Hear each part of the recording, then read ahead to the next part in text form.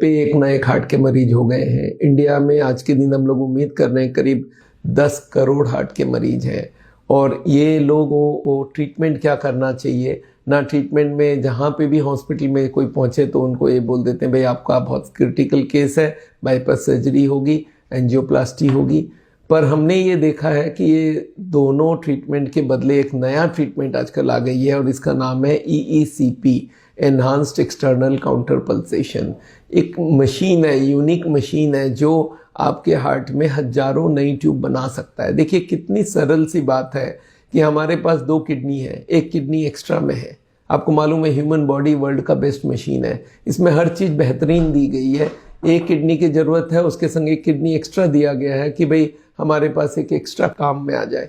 और वैसे ही हार्ट का भी ये है कि हार्ट में एक ट्यूब है जो कि ब्लॉक हो जाता है तो उसके बदले एक नेक्स्ट सेट ऑफ ट्यूब भी दिया गया है जो काम कर सकती है। और वो ट्यूब अगर अंदर हमारा चालू हो जाए हार्ट में तो हमें बाईपास सर्जरी की ज़रूरत भी नहीं पड़ेगी। और इस ट्रीटमेंट को बोलते हैं एक्सटर्नल काउंटर पल्सेशन।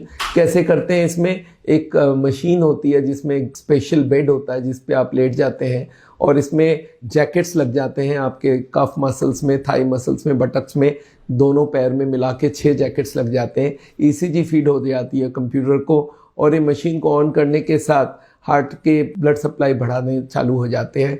जैसे हार्ट जब पंप करता है तो ब्लड जाती है तो पैरों में, तब वो जैकेट्स सारे ढीले हो जाते हैं और ब्लड भर जाता है पैरों में। और जब हार्ट की तरफ वापस जाती है ब्लड डायस्टोल में, तब वो सारे जैकेट स्क्वीज करके एक्स्ट्रा ब्लड भेजते हैं हार्ट को। हार्ट के मसल्स को ब्लड ज़्यादा क्यों मिलता है उस वक्त? क्योंकि डायस्टोल में ही हार्ट का सप्लाई होती है। सिस्टोल के वक्त हार्ट कॉन्ट्रैक्ट करता है, पूरे बॉडी को ब्लड मिलती है। और डायस्टोल के वक्त हार्ट की ब्लड सप्लाई होती है और उस वक्त अगर एक्स्ट्रा गस ऑफ ब्लड आए तो वो सारे ट्यूब्स को खोलने लगता है। और 1 घंटा अगर वो ट्रीटमेंट होती है तो आप समझ लीजिए 1 मिनट में हार्ट 70 बार पंप करता है तो मशीन भी 70 बार पंप करेगी, हर बार सिंक्रोनाइज करेगी। और 1 घंटे में करीब 4200 बार हार्ट पंप करती है तो 4200 बार मशीन भी पंप करेगी और 4200 बार आपके हार्ट के कोरोनरी आर्टरीज में एक्स्ट्रा फ्लो होगी।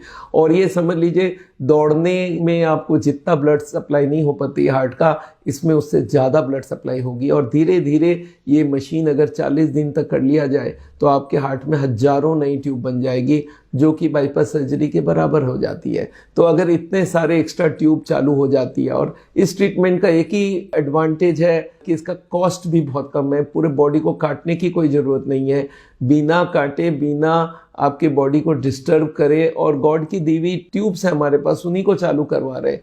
मुझे मालूम नहीं क्यों हमारे हार्ट के हॉस्पिटल वाले इस ट्रीटमेंट को प्रमोट नहीं करते। मेरे को लगता है इसका सबसे बड़ा कारण है कि ये ट्रीटमेंट ज़्यादा एक्सपेंसिव नहीं है। 1 घंटे में सिर्फ 2500 रुपये इसका कॉस्ट है।